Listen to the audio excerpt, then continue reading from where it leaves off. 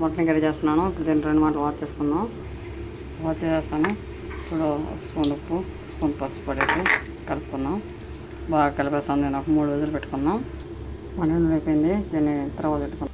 దీంట్లో ఒక 3 స్పూన్లు వేసి బాగా మడుతుంది. దాంట్లో ఒక స్పూన్ ఇందులోనే కరివేపాకు వేసుకున్నాం. ఆనియన్ ఫ్రై పోతుంది. ఇందులో 1 స్పూన్ అల్లం పేస్ట్ వేసుకున్నాం. ఇందులో సన్న దొరికిన టమాటా వేసుకున్నాం. ఇందులో ఒక 1 స్పూన్ సాల్ట్ వేసుకున్నాం. ఇందులో ఒక 1 స్పూన్ గరం మసాలా. ఇప్పుడు ఇందులో ఒక 2 స్పూన్ కారం. ఇప్పుడు ఇందులో మనం ఉడికించిన మటన్ వేసుకునేద్దాం.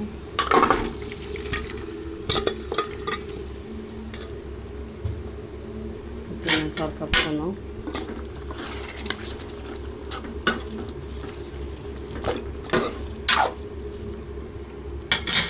ఇందులో ఒక 3 వాటర్ పోసుకుందాం.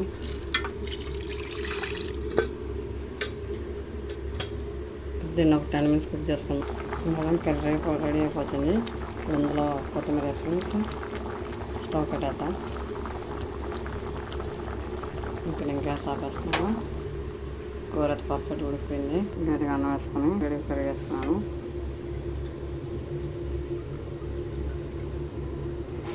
టేస్ట్ సూపర్గా ఉంది. మీరు కూడా ట్రై చేయండి. నచ్చితే లైక్ చేయండి. Please subscribe to my channel.